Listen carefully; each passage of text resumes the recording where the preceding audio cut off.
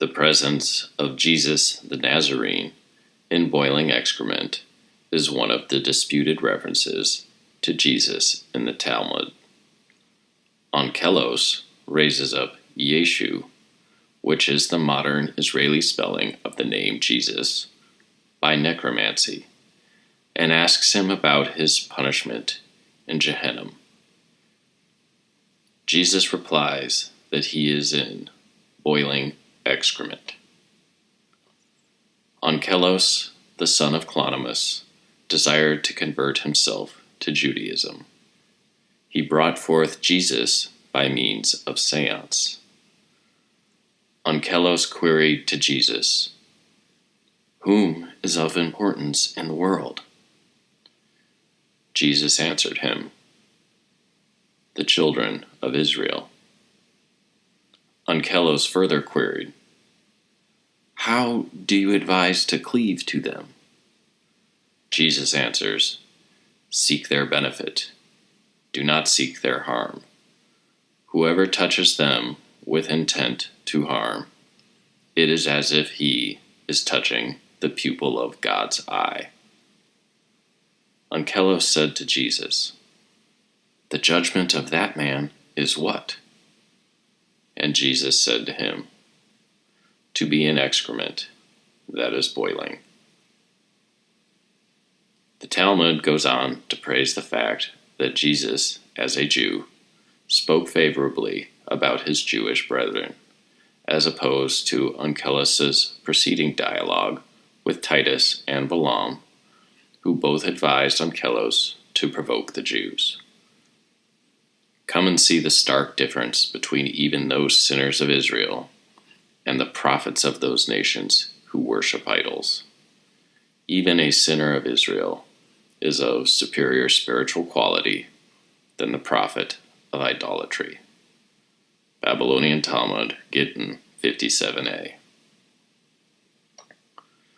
Joseph ben Ephraim Caro of Toledo, 1488 to 1575, in his Kabbalistic work, Sermonizer on Ethics, explains that just as in the human digestive order, the liver, heart, and other organs receive their sustaining nutrients from the ingested foods, and whatever is of no need and unworkable is excreted to give fertility to works of low value. So too, in heavenly judgment, this soul is sent to the spiritual level equivalent of excrement, and those that derive benefit thereof.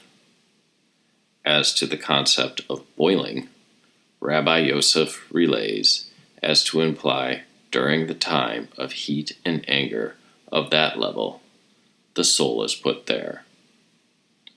Judah Loew ben Bezalel of Prague, 1520 to 1609, in his work Eternity of Israel, provides an in-depth analysis as to this seemingly unconnected sequence of action and punishment.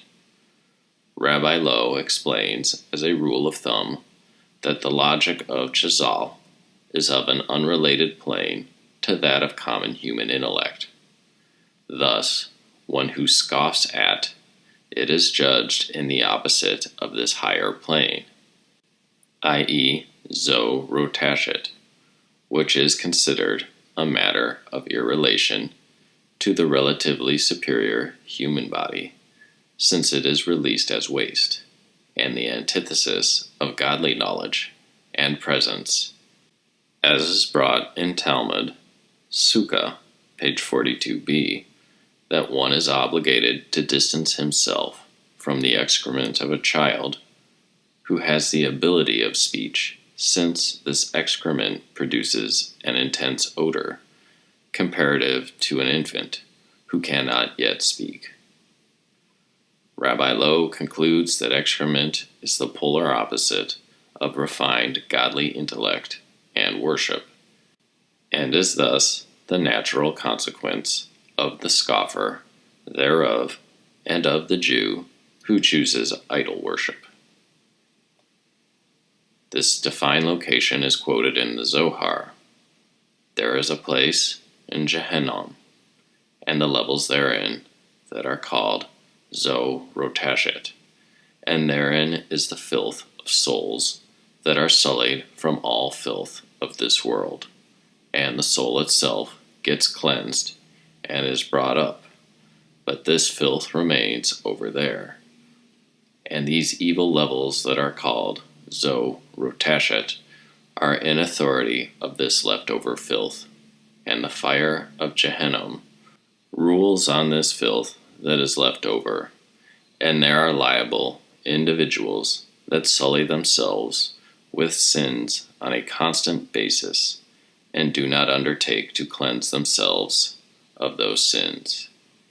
And they decease without repentance, and while alive they sinned and caused others to sin, and they were of a stubborn nature all the while. They were alive and did not submit before their master in this world. These are judged over there in this filth and in this Zo-Rotashet that never gets released on Shabbat and Rosh Chodesh and Yom Tov. The fire remains, but they are not judged. But on the other hand, they are not released. I'll provide a link below to my audio narration of the resurrection according to Luke, so that you can compare and contrast this story with the Christian tradition.